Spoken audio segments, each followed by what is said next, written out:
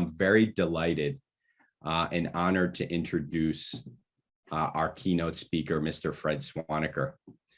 And let me just give a little bit of background. And hi, Fred, a very warm welcome from Philadelphia.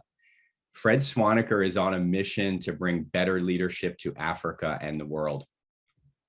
He leads the African Leadership Group, an ecosystem of organizations that are catalyzing a new era of ethical, entrepreneurial African leaders. Over the last 15 years, more actually, he's founded and led the Pre-University African Leadership Academy, the African Leadership University, the African Leadership Network, and The Room, which is a community of global leaders committed to unlocking opportunities for undiscovered talent starting in Africa. Collectively, these endeavors aim to transform Africa by developing 3 million African leaders by 2035. Fred, it's a huge honor to have you here. Let me be the first to give you a big IC3 welcome, and we're really excited for your remarks. Over to you, Fred. Thank you, Jim, and thank you, Ganesh, for inviting me to this festival. And it's great to see everyone from all over the world joining us today. So I hope you're going to enjoy the festival, and that you'll continue to build great relationships with each other over the next couple of days.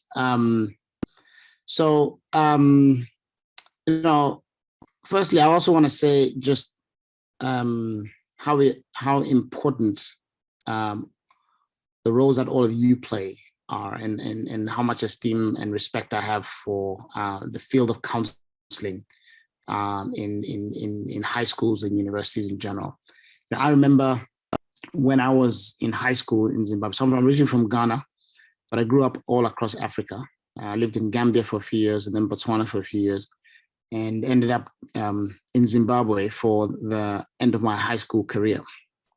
And at the time, I knew that I wanted to go to college in the States because I'd heard that the States had great universities, and I was looking for scholarships and so forth. But the high school that I went to didn't really have a counseling department. And so most students there would simply apply to local universities or to, at most, South African universities, where the formula was pretty simple. You just gave them your A-level grades, and if they were a certain level, you were admitted. That was really the formula for getting admitted into these schools. And so I begged my father to give me a small amount of money to buy what many of you may be familiar with called the college handbook. And I read through this college handbook, and my parents said that the most they can afford to pay for me for college was $2,500 a year. And so I went through it, and in those days, there was no internet. So I wrote to every single university that said their fees were $2,500 or less. And I literally wrote 200 letters to these universities in the US. And then I'd write them out by hand or type them up, put it in the mail. And then 6 weeks later, they'd write back. There was no internet. This was in the late 90s, mid 90s, sorry. And then an envelope would come back and it would say, oh, the $2,500 that you saw in the college handbook? Well, that's actually for in-state American students. For international students, it's $30,000. And by the way, we don't give scholarships. And I wrote, I got hundreds and hundreds, responses like this. But every now and then I'd get a response from a school that said, oh, actually, we do give scholarships to international students. And I would read the application forms, and from the application forms, I started to notice the patterns of what colleges in the US were looking for. They were looking for more than just your grades. They wanted to know your extracurricular activities and your passions and your interests, and essays mattered, and things like that. So I then got involved in doing things outside of the classroom. Until that point, I'd just been a nerd. I didn't do anything outside of the classroom. I started getting involved in extracurricular activities. I started, being more active as a leader in the campus, in my high school. And then I shortlisted these colleges that I knew I could apply to. I ended up applying to 6 of them. I wrote essays. I actually had something to write about what I was doing outside the classroom. And I got admitted into 5 of the 6 that I applied to and got full scholarships to go to 3 of them. One is Macalester College, University of Chicago, and Vassar College. And I ended up choosing Macalester. Now, I remember at the time, I was not the smartest person in my class. I wasn't the highest performing student in my class, but I was the one who had actually figured out the system. And I remember at that time vowing that I would one day start a school or develop a system such that talented young people would get the advice that they needed and the counseling they needed to really fulfill their full potential and not just be, lucky enough to have figured things out on their own, like I had been able to, right? Because there were so many other talented students in my school who could have also gone to some great university around the world, but they, the school just didn't have effective counseling. And so several years later, I went on to start the African Leadership Academy, and a boarding school in South Africa that would select outstanding young people from across the continent and enable them to enter great universities around the world. And one of the first 2 hires that I made was to hire a counseling team, we hired a woman called Chameli Kipkorea and Laura Cobb, who's actually on the call today. It's great to see you, Laura. I can proudly say that they did a fantastic job. In our first class, we got 3 students admitted to Yale, 2 students to Harvard, a couple to MIT, Oxford, great universities around the world. And since then, every year we have about 400 of our graduates from the academy studying in top universities in the US at any given time. We have about 50 colleges that go and visit our campus because of the relationships we've built with them. And, we then, of course, went on to launch the African Leadership University. We have a campus now in Mauritius and Rwanda. We have 2,000 students across them. But we continue to invest in counseling and advice for our the young people who are going through it. And we then later on established something called The Room, which is a lifelong system for counseling, because we believe that counseling shouldn't stop only while you're in school. And so The Room is a lifelong system where even after you graduate from college, the graduates from the academy, the graduates from the university, we want to keep nurturing them and advising them to get their first internship and then their first job and then their second job. And when they want to start their venture, we help them think about how they can raise capital. And maybe one day when they want to run for political office or when they want to join a board, we are staying with them. So it's a 30 to 50 year journey where we keep them connected to us and keep advising them. Once they graduate from college, the counselors that we have in the room, we call them pathfinders. And these are professionals who actually continue working with this talent as they progress through life. So I just want to talk about, how important I believe this is. Right? We believe it's so important that we actually have created a lifelong system of counseling. And in the room, we really want to continue working with the talent that we're developing, even beyond college, and make sure we see them until the end of their professional careers in their 70s. And then that's just how much I believe in what you're doing, and that it really needs to be a revolution that rips through all schools and universities and ultimately society, because we continue to need counseling for our entire lives, especially because the world is changing and new careers keep coming up. And, we actually do not know what the jobs of the future are going to be in many ways. Now, last year was a year of rapid change, where, like I said, it's always been challenging to know what the careers of the future are going to look like. But last year was a year where that accelerated in exponential ways, right? As COVID came on top of us. And suddenly, there was a massive period of disruption that happened. And one of the things that we did in my institution is one of our organizations, the African Leadership Group called ALX, where we're developing young leaders for careers that don't exist yet, and where we want to be very adaptive to the market. We stopped in all our activities in March 2020 when the pandemic happened to just reflect. So we had 80 staff and everyone stopped working for 1 month to just imagine what the world would look like post-pandemic. The pandemic was disrupting everything. We said, we need to actually think about how do we prepare ourselves and our students and the young people that we're developing to be successful once this is over, right? And how do we actually enable them to really thrive, not just survive in post-pandemic. And so, strategy is normally an activity that until then I had engaged in with just my senior team and the board. And then we would think and would come back to everyone and say, here's the strategy for the next few years, where we're going. But for that month, the entire organization were strategists. And we read about 100 articles and research reports and expert, insights to really try and imagine what the world would look like post-pandemic, and what careers would actually emerge. And from all our analysis, we really, what we concluded was that,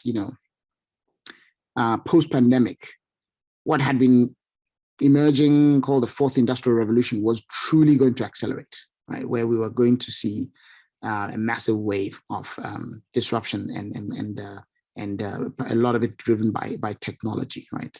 As you know, there've been 3 different industrial revolutions, this one is the 4th one, which is driven by data science, artificial intelligence, machine learning, automation, robotics.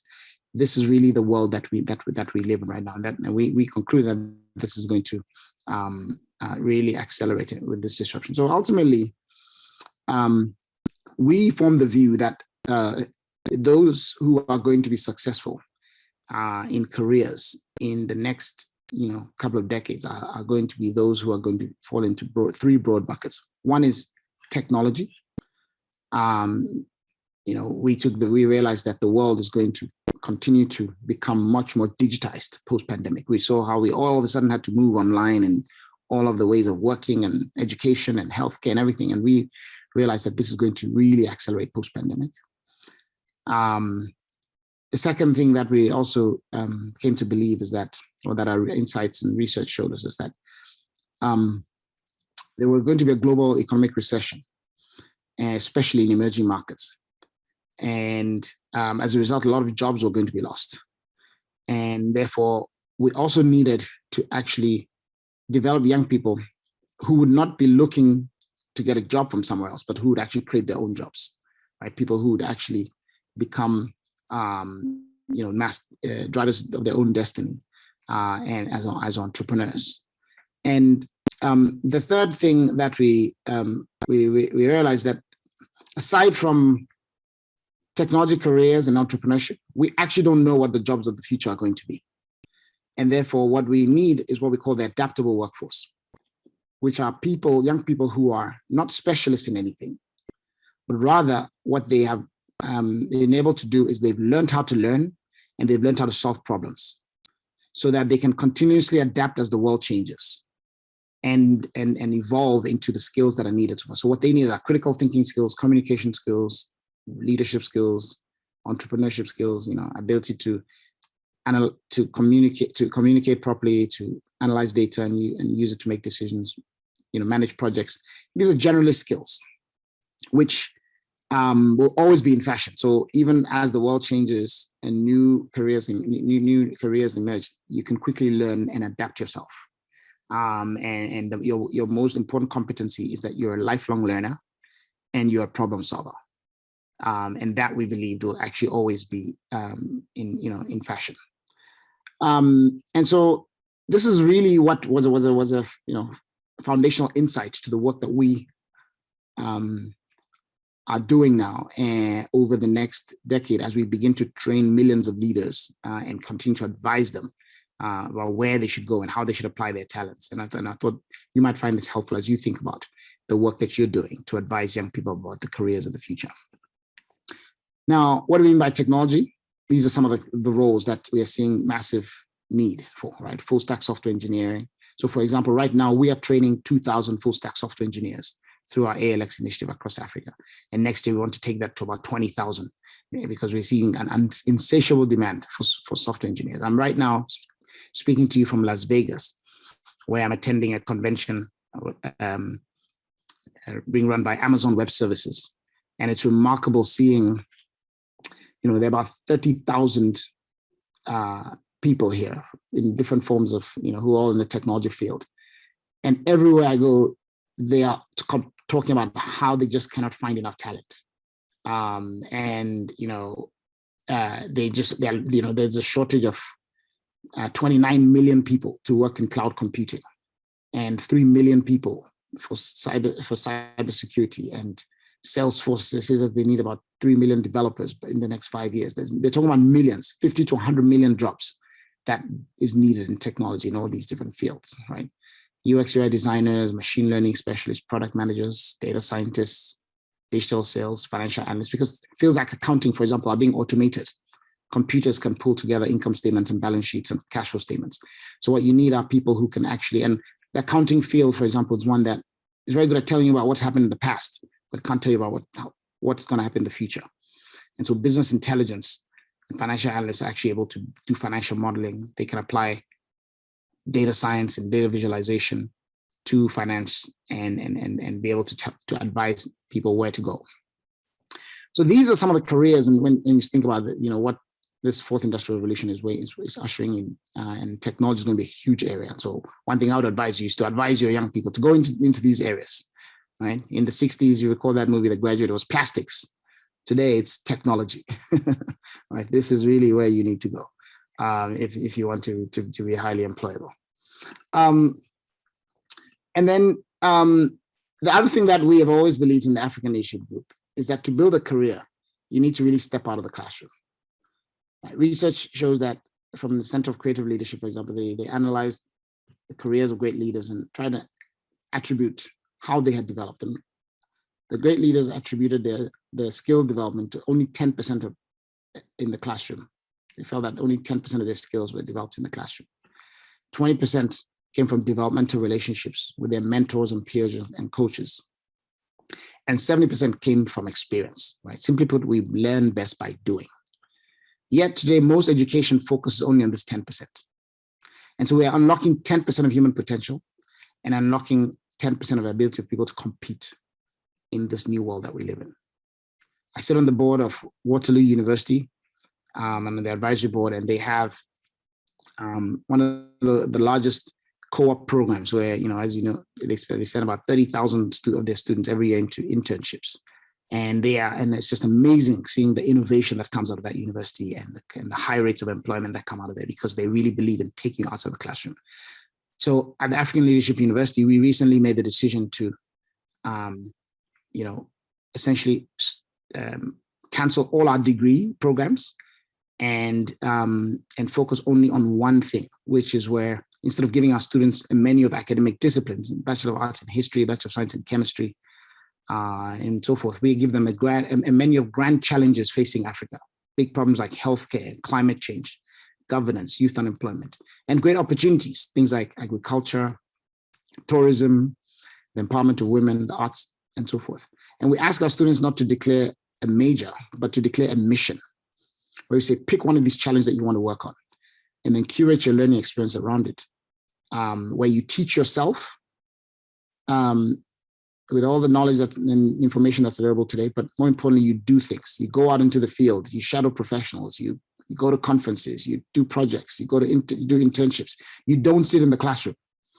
And when you graduate, you are showing a portfolio of things you've done and work you've done and people you've met, and you've developed an incredible network, so that you are really, really highly employable.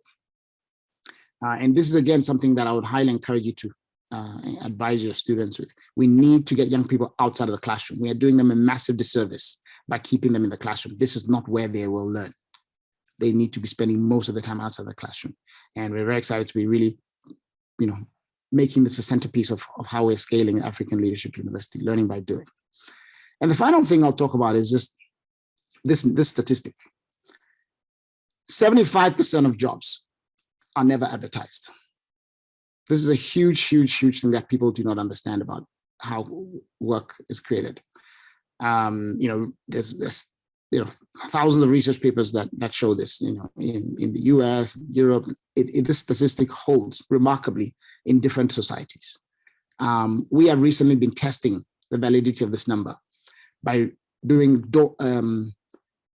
mapping for employment across Africa. We have 2,000 mappers who are going around door to door, visiting companies, asking them what vacancies they have for young people. And we've found in the last 3 months, 130,000 job openings looking for entry-level staff in 30 cities across Africa with 23,000 companies. The sad thing is that 75% of these jobs are not advertised anywhere. They're filled by word of mouth. And we think we've only surveyed about 5% of the companies in Africa, in these 30 cities. So that means there are about 2 to 3 million jobs looking for young people in Africa today. And most of them are hidden. They're not advertised. And what this really drives is the importance of relationships. We need to help young people create social capital. And as we advise them as well, we need to continue to let them, they're not going to find their jobs by simply going onto LinkedIn or job boards. They need to build relations. They need to network. And that's another thing that we really heavily invest in. And that's why we also built the room, so that we can actually create these networks for young people so that they can find opportunity. And I'll end by just showing you how all this comes together.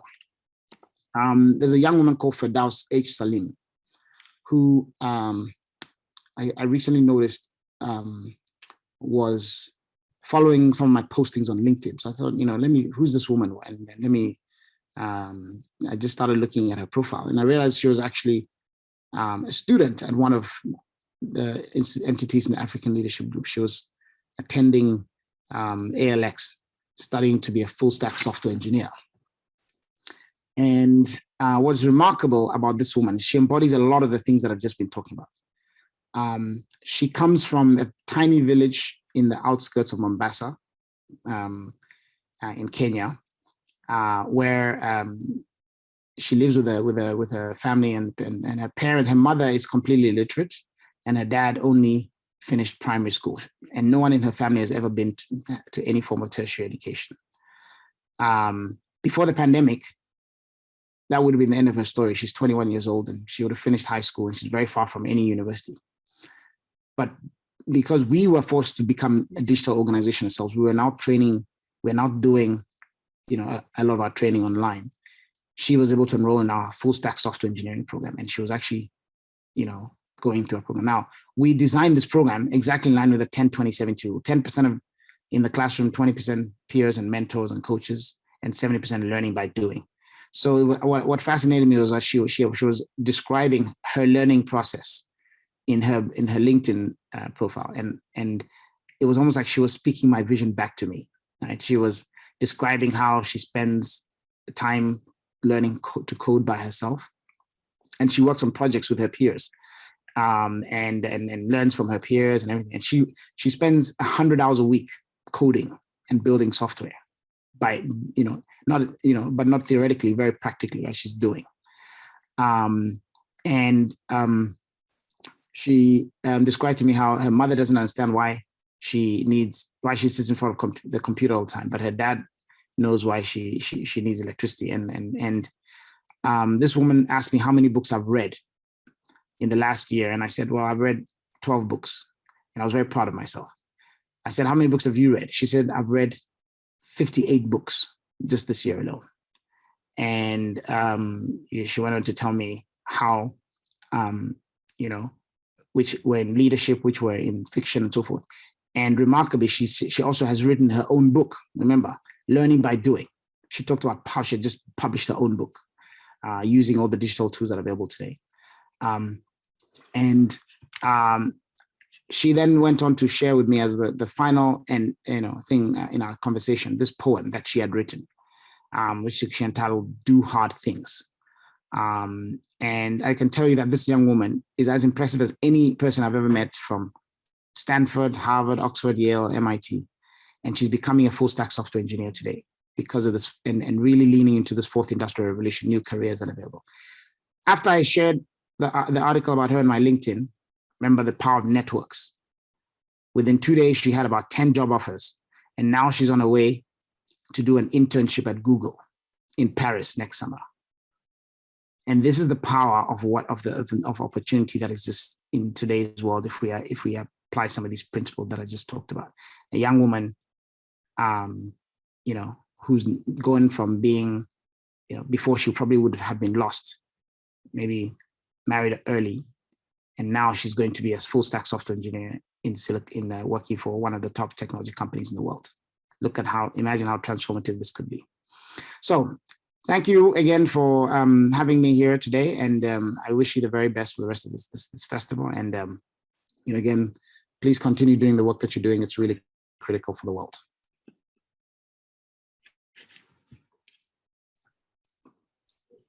Fred, thank you. This is Jim again. Thank you very much for your words. I'm not sure if you've been seeing some of the messages in the chat, but I think you're sharing these stories, and I know we're somewhat limited on time, but if I can, I would love to just ask one question from those. And I think what you've said is very powerful in a lot of ways. And, I think something that stands out, you said counselors you call them actually pathfinders, and you also said that this is a 30 to 50 year journey, right? I mean, and that's really a lifelong mindset.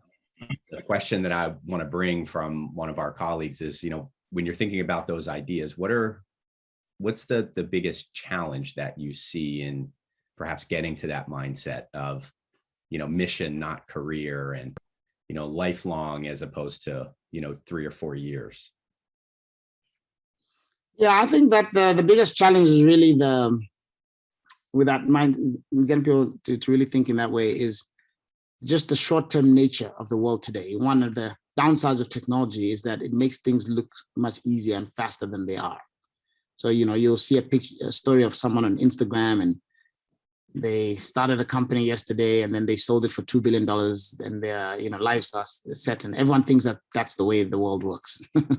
But it really takes a long time to actually be successful in life, and you have to do hard things. It's not easy, right? So the nature of today's world with technology is that people, everyone wants to be CEO tomorrow. Everyone thinks that things have just moved very fast. So the building in patience in young people, building in patience in how people think about their careers, and also getting people to really think long term and to nurture relationships and not just do transactions. Right? A lot of people just want to do quick transactions, and they want to just get things very quickly, and they don't realize the hard work that needs to happen, and there's the longer term that you need to think. So that's really the challenge. I think that there's so many images of people who seem to have been overnight successes.